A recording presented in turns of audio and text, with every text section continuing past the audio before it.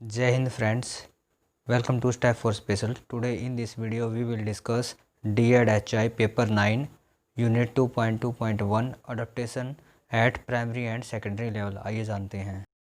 और भी अधिक स्पेशल एजुकेशन से संबंधित वीडियो प्राप्त करने के लिए अभी सब्सक्राइब कीजिए step for special. Thank you friends. आइए अब जानते हैं यूनिट 2.2.2। आइए इसके बारे में जानते हैं। Adaptation eight primary and secondary level कि किस प्रकार से हमें विशेष आवश्यकता वाले बच्चों के लिए जो अडेप्टेशन है वो प्राइमरी लेवल और सेकेंडरी लेवल पर करना चाहिए। आइए उसके बारे में हम जानते हैं।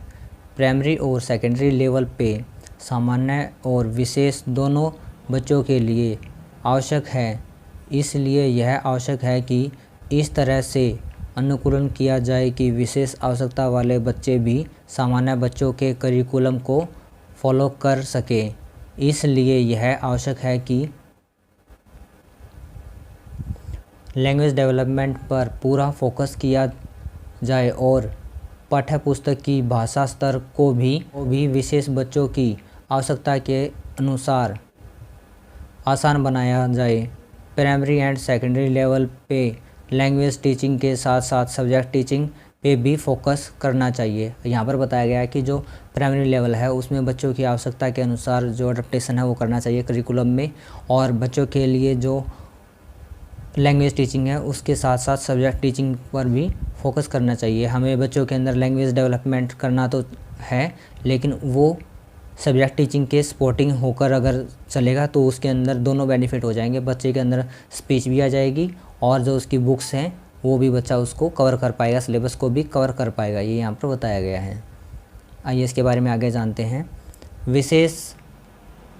विशेष बच्चों की शैक्षिक आवश्यकताओं को ध्यान में रखते हुए एजुकेशन बोर्ड इनके लिए कुछ सुविधाएं प्रदान करता है। जैसे 8 क्लास में विशेष बच्चों को 8वीं की बजाय 7वीं की कक्षाओं का गणित पढ़ाया जाता है।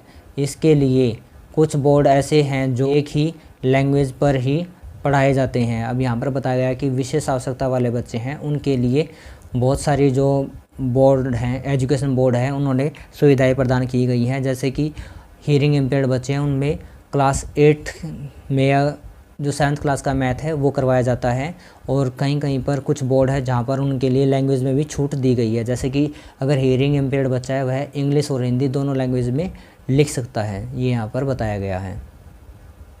आइए अब जानते हैं adaptation of syllabus teaching method and techniques. आइए इसके बारे में जानते हैं।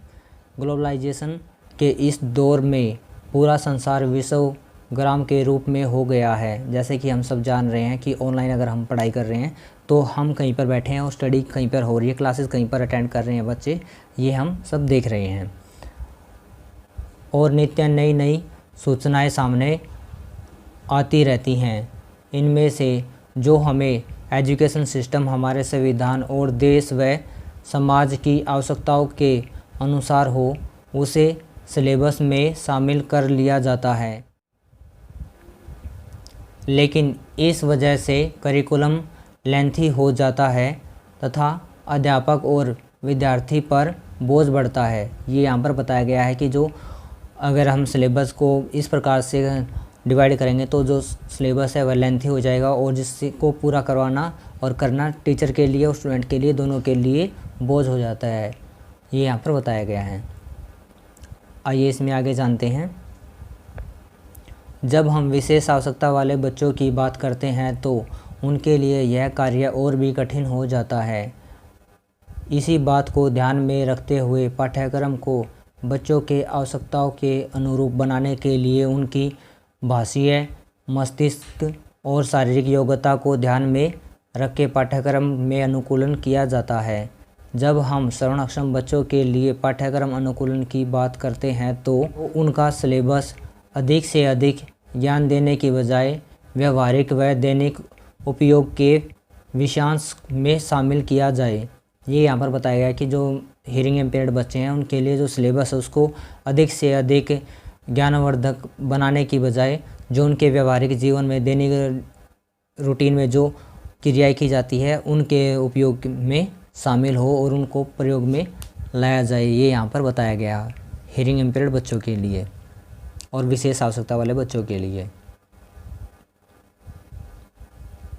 लैंग्वेज के साथ साथ सब्जेक्ट टीचिंग पर अधिक फोकस करना चाहिए। शिक्षण विधि का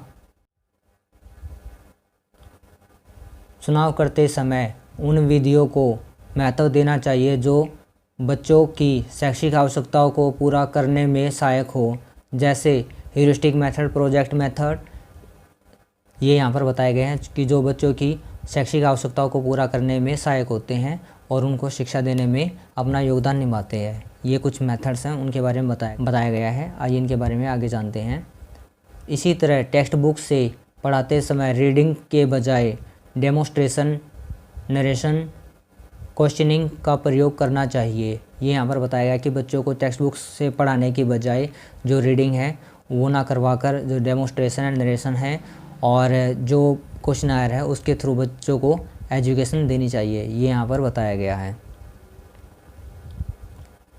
इसके अलावा आर्ट एंड क्राफ्ट सब्जेक्ट को लैंग्वेज लेसन के सप्लीमेंट के रूप में लेना चाहिए। यहाँ पर बताया गया है कि जो विशेष आवश्यकता वाले बच्चे हैं उनके लिए आर्ट एंड क्राफ्ट बहुत ही उपयोगी होता है और जो लैंग्वेज डेवलपमेंट के लिए सप्लीमेंट्री जो सब्जेक्ट है उसके रूप में हम आर्ट एंड क्राफ्ट को यूज़ कर सकते हैं ताकि बच्चे भाषा को अच्छे से सीख सके। ये यहाँ पर बताया गया है।